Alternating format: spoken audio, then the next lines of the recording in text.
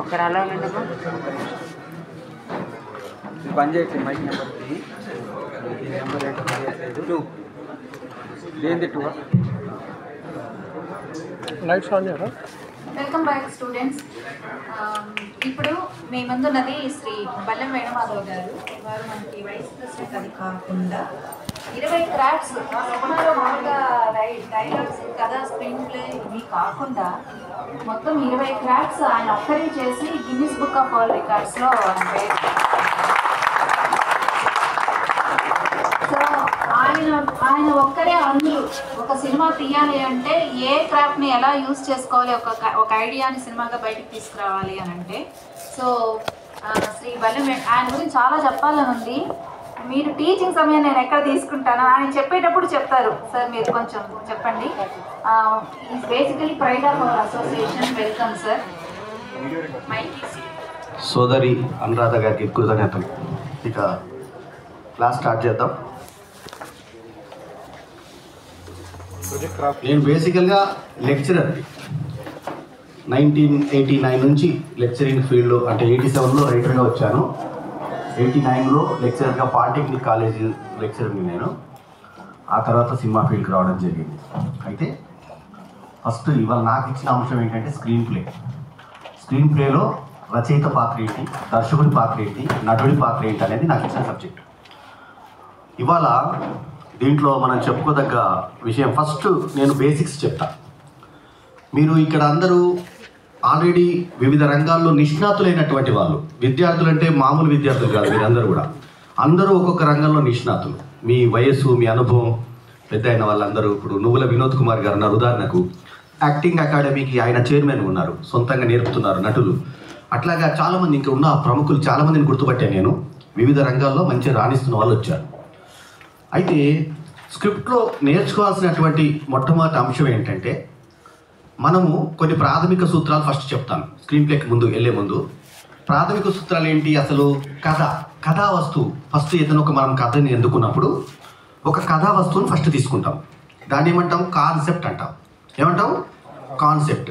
ఆ కాన్సెప్ట్ తీసుకున్న తర్వాత దాన్ని 1 లైన్ ఆర్డర్ వేసుకుంటాము, సింగిల్ లైన్ ఆర్డర్ వేసుకుంటాము. సింగిల్ లైన్ ఆర్డర్ వేసుకున్న తర్వాత డైలాగ్ వెర్షన్కి వెళ్తాం. డైలాగ్ వర్షన్ వెళ్ళినప్పుడు చాలామంది రఫ్గా చెప్పేది లెఫ్ట్ సైడ్ ఉన్నది స్క్రీన్ ప్లే, రైట్ సైడ్ ఉన్నది డైలాగ్స్ అంటారు. సింపుల్గా అందరికి అర్థమయ్యేలాగా పేజీని ఒక సీరియల్ నెంబర్ 1కు వదులుకోవడానికి ఒక చిన్న మార్జిన్ వదులుకొని ఫోల్డ్ చేసినప్పుడు, A4 పేపర్ని ఫోల్డ్ చేసినప్పుడు లెఫ్ట్ సైడ్ రాసే యాక్షన్ పార్ట్ని స్క్రీన్ ప్లే అంటారు అనేది జనరల్ సూత్రం. అంటే అక్కడ ఏం జరుగుతుంది, అక్కడ ఎక్స్టీరియరా ఇంటీరియరా, తర్వాత ఏ లొకేషన్లో ఉంది అనేది రాసుకొని మనము సబ్జెక్ట్లో రాము సీత అనుకోడు. ఉదాహరణకు రాము సీత వద్దకు వచ్చాడు, సీత తలెత్తి చూసింది, ఇదంతా లెఫ్ట్ సైడ్ రాయాలి. చూసిన తర్వాత సీత అంది, అప్పుడు రాముడు చిరునవ్వు నవ్వి లెఫ్ట్. ఆ తర్వాత అతని డైలాగ్ రైట్. ఇది పద్ధతి, రాసే పద్ధతి. ఇది బేసిక్స్ మీకు తెలుసు. అయితే స్క్రీన్ ప్లే చేసేటప్పుడు దర్శకుడి పాత్ర ఏంటి, నటుడి పాత్ర ఏంటి, రచయిత పాత్ర ఏంటంటే అన్నిటికంటే పెద్దపీట వేసేది రైటర్కే. రైటర్ అనేవాడు ఫస్ట్ ఒక సినిమాకి అమ్మ లాంటివాడు.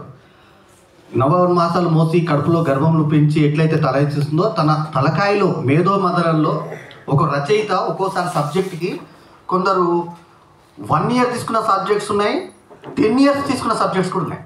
వాళ్ళ మేధో మదనంలో తయారవుతూ ఉంటుంది సబ్జెక్టు, దాన్ని ఏ రకంగా రాయాలనేది. ఈ మధ్యలో వచ్చినటువంటి స్క్రీన్ ప్లేలో ఒక కథ చెప్తా మీకు. కా అని సినిమా వచ్చింది.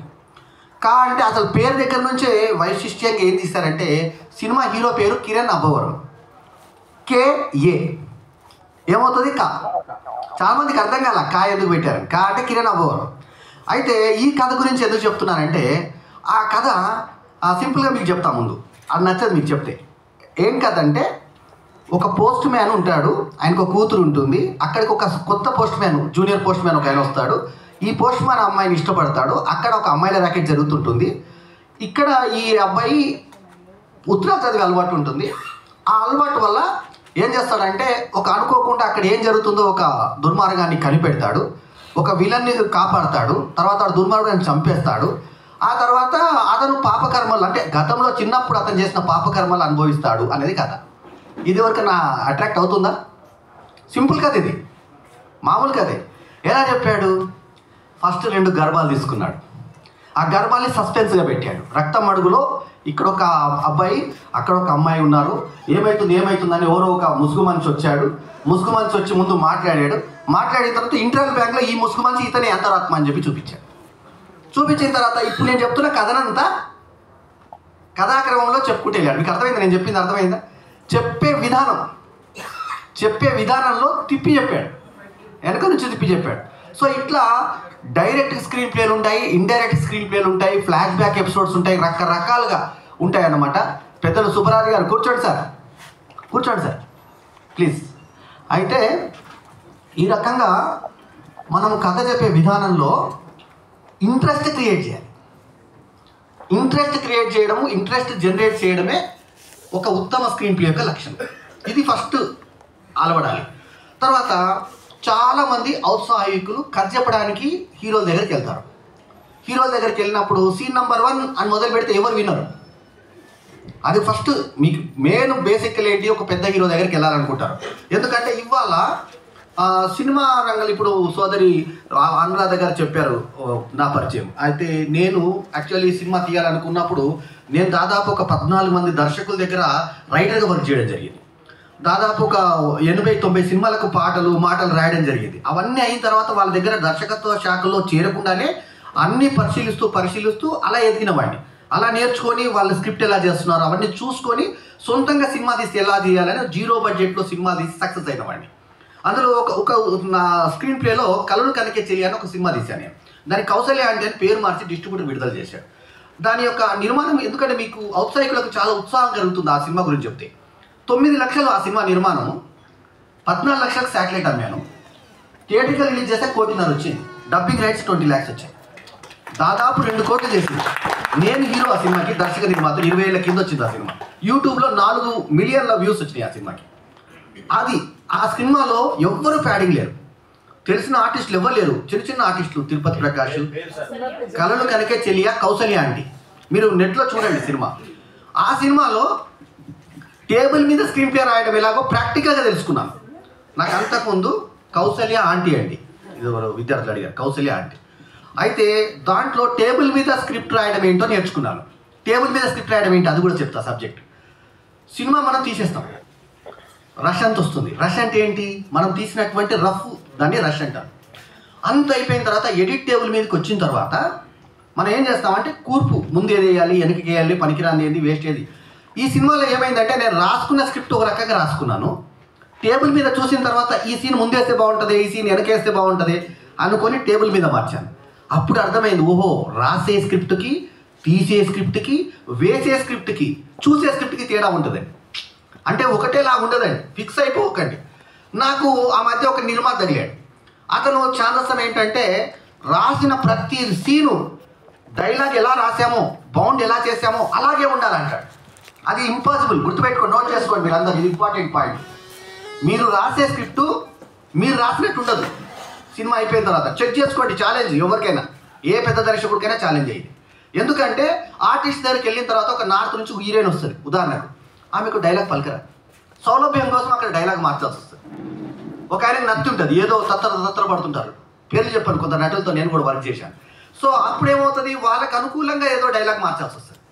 యాజ్ ఇట్ ఈస్గా మీరు సేమ్ అనుకున్న పేపర్లో ఉండదు. అక్కడికి వెళ్ళిన తర్వాత ఇంప్రూవైజ్ చేస్తాము కొన్ని సన్నివేశాలు. ఎట్లా అంటే ఒకసారి నాకేమైంది, ఒక తలుపు అలా కొట్టుకుంటుంది పైన, 2nd ఫ్లోర్లో పెద్ద డూప్లెక్స్ ఇల్లు తీసుకున్నాం, అలా తలుపు కొట్టుకుంటుంది. ఆర్ఆర్ సినిమా తీస్తుంది, జూమ్ చేయన్నా, ఇమీడియట్గా కెమెరామ్యాన్ జూమ్ చేశాడు, ఆ తలుపు అలా కొట్టుకుంటుంది. హీరో అలా చూశాడు, ఏదో తలుపు కొట్టుకుంటుంది ఏంటి అంటే అర్థమైంది మీకు. అక్కడ సందర్భాన్ని బట్టి అక్కడ మాకు ఐడియా లేదు. అక్కడ ఒకసారి వెళ్తున్నాము, కుందేలు పరిగెత్తుకుంటూ వచ్చింది. అడవిలోకి వెళ్తే కుందేలు పరిగెత్తుకుంటూ వచ్చింది. వెంటనే జూమ్ చేయమన్నా, కుందేలు ఫాస్ట్ని మా కెమెరామ్యాన్ రెడీగా ఉన్నాడు కాబట్టి టక్కున ఎలా తిప్పాడు. కుందేలు పరిగెత్తుకుంటూ వచ్చే సన్నివేశం, హీరోయిన్ పక్కన కుందేలు పక్కకు పరిగెత్తినాడు వచ్చింది. ఆ స్క్రిప్ట్లో లేదుగా. కాబట్టి మొండిగా మనం ఇదే స్క్రిప్ట్ చేయాలని కుదరదు. ఒకసారి ఏమైంది, వర్షం పడుతుంది, టైం అయితే వేస్ట్ అయిపోయింది. ఆర్టిస్టులు వచ్చారు, అందరూ వచ్చారు, వర్షం పడుతుంది. ఏం చేయాలో అర్థం కాల. గంట అయిపోయింది, 2 గంటలు అయిపోయింది, ఇంకా వర్షం పడుతూనే ఉంది. కానీ నేను 15 నిమిషాల్లో నిర్ణయం తీసుకున్నా. ఆర్టిస్టులు అందరూ మేకప్ అయి ఉన్నారు, మేకప్ అవుతుంది, కూర్చోండి, హీరోయిన్ రెడీగా ఉందా, రెడీగా ఉంది, వచ్చే నాన్న ఒక ఇదే మన లంగా ఓని వేసుకొని వచ్చేసి ఇమీడియట్గా రెయిన్ సాంగ్ లాగా మూమెంట్లు తీసేసుకున్నాను. రెయిన్ కావాలంటే మనకు రెయిన్ సాంగ్ ఎంత ఖర్చు వస్తుంది? మన సినిమాలో రెయిన్ సాంగ్ లేదు, కానీ అటు ఇటు పాసింగ్ షాట్లో వర్షం అయ్యేదాకా పాసింగ్ షాట్లు చేసేసుకున్నాం. రెయిన్ సాంగ్ రెడీ, అంత అయిపోయిన తర్వాత కూల్, అది టేబుల్ మీదే చేసుకున్నాం పాట. అట్లా సందర్భానుసారం మనం చేసుకునేటువంటి ఇది ఈ స్క్రీన్ ప్లేలో భాగమే ఇది కూడా. తర్వాత అసలు స్క్రీన్ ప్లే అంటే చిత్రానువాదం. తర్వాత మీకు రేడియో నాటకానికి, టీవీ నాటకానికి, ఎపిసోడ్కి, సినిమాకి తేడా ఏంటి చెప్పండి. రేడియో నాటకం అంటే శ్రవణం, అంటే అందులో మనకు కనబడింది కూడా వినిపించేలాగా చెప్తారు. ఎలాగంటే రాము అలా ఎందుకు చూస్తున్నాడు, ఓ సీత నా వైపు చూడట్లేదు, ఎందుకంటే మనకు కనబడదు కాబట్టి అక్కడ యాక్షన్ ఓరియంటెడ్ కూడా మనకు అందులో శ్రవణంలో వినిపిస్తారు, అది రేడియో. కానీ కొందరు అమాయకులు టీవీలో తీసినప్పుడు కూడా ఆ శ్రవణానందంలో ఉన్నటువంటి డైలాగులు ఇక్కడ పెడతారు. అవసరం లేదుగా, అర్థమైంది నేను చెప్పింది మీకు. అది ఏది అవసరం లేదో ఏది అవసరం కూడా తెలుసుకొని మనం ముందుకెళ్ళాలన్నమాట. సో అట్లాగా. తర్వాత చిత్రానువాదం. చిత్రానువాదం అంటే ఇప్పుడు సినిమా ఆబ్జెక్ట్కిను టీవీ దానికి చాలా మందికి తేడా తెలియదు. అసలు మౌలికమైన తేడా చెప్తా. అది కెమెరా పరంగా కూడా మనకు టీవీ కెమెరా పెట్టినప్పుడు ఆబ్జెక్టు ఆ వెనకాల అంటే ఉదాహరణకి మీకు అర్థం చేయించాలంటే ఇప్పుడు మీరు అక్కడి నుంచి తీస్తున్నారు నన్ను అనుకోండి, ఇది నేను అన్నీ ఒకలా కనబడితే టీవీ కెమెరా, నా మీద మాత్రమే ఫోకస్ అవుతే సినిమా కెమెరా. ఇంత తేడా ఉందండి. మీకు అర్థమైందండి? ఎవరికైనా పాయింట్ ఏమైనా డౌట్ ఉందా? అర్థమైందా? ఇది అంతా ఒకటేలాగా తీసుకునేది టీవీకి. హలో. ఆ తర్వాత ఆబ్జెక్ట్ని మాత్రం ఫోకస్ చేసి తీసేది సినిమా కెమెరా, ఇదొకటి. ఆ తర్వాత కంటిన్యూటీలు దర్శకత్వంలో వచ్చేటువంటి ఇంపార్టెంట్. అయితే రైటర్ రాసుకునేటప్పుడు కంటిన్యూటీ రాయడు, ఎందుకంటే రైటర్కి రాయాల్సిన అవసరం లేదు. ఎల్లో షర్ట్ వేసాడు, ప్యాంట్ వేసాడు అనేది రైటర్ బాధ్యత కాదు. కానీ కొన్ని పర్టికులర్ సందర్భంలో రైటర్ కూడా మెన్షన్ చేస్తాడు, పలానా తెల్ల చీర కట్టుకొని హీరోయిన్ వచ్చింది అంటాడు. కాబట్టి అక్కడ